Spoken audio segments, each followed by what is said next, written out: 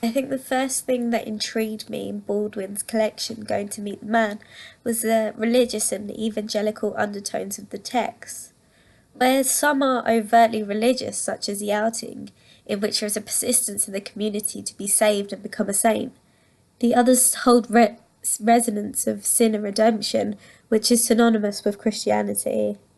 I had previously considered Christianity as being introduced by white slave owners as another form of regulating their slaves, and that possibly the voodoo culture, which is quite prominent in New Orleans, for example, and this idea of spirituality was perhaps more in tune with the African heritage.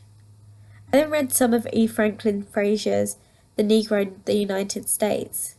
He suggests that the most logical adaptation for the slaves to make to the new situation, and the simplest, was to give their adherence to the Christian sect, which in its ritualism most resembled the types of worship known to them.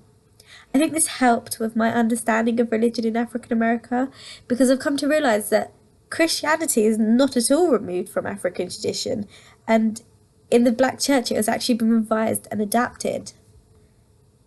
When reading Sonny's Blues, I think my immediate thought when I recognised that Baldwin often incorporated an essence of Christianity and that Sonny's Blues is a story about two brothers was perhaps it would be signifying of the well-known story of Cain and Abel. However, as I read on and around different texts, I came to realise that the text held more of a resonance to Jesus' parables of loss and redemption. For instance, the parable of the prodigal son. The idea of a parable is interesting, as I think it illuminates not the powers of religion as such, but instead the power of orality and oral traditions. I think perhaps what Baldwin is able to do is use religion as a sort of example. The spreading of Christianity is conceived through sermons and stories, so I think Baldwin's choice to use a short story form becomes more apparent. And also I feel like this idea of stories and orality in Christianity, it then again infuses with the vernacular of African American tradition. I think it would be interesting to explore also the relevance of son and father in the stories. The relationship is revered in Christianity because of the connotations of God and Jesus. In the second story of the collection, The Outing, Roy jokes, "I got a daddy-made salvation. I'm saved when I'm with daddy." I think this is the main difference between Roy and Johnny, is that Johnny is not the blood relation of Gabriel and is therefore excluded from having a father of whom he can seek saviour. As his mother describes, he is a stranger. This then leads on to the relationship between Johnny and David. On page 39, Johnny asks, "Who's your boy?" and David responds, "You, I love you."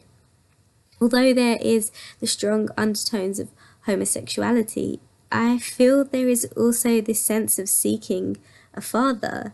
In verbally assuring a status as David's boy, it feels familiar with the confirmation given from a father who is perhaps proud of their son. And then in Sonny's Blues, immediately we are directed at the sense of son, as Sonny's name is synonymous to an endearing term for son. Furthermore, in his father's absence, the narrator, an older brother of Sonny, vows, "I won't let nothing happen to Sonny." He effectively takes on the paternal role. He does not maintain his relationship with Sonny, however, until the death of his daughter Grace, an incident which is fittingly the cause of the narrator's own fall from grace. The last scene of the story feels incredibly virtuous. I feel like we witness Sonny's metaphorical baptism. Sonny finds out that deep water and drowning were not the same thing, as he emerges from his music soaking wet. During this time, the narrator is overwhelmed with feelings of nostalgia and freedom, again creating this idea of saviour through music. The last line, "Then as they began to play again, it glowed and shook above my brother's head like the very cup of trembling."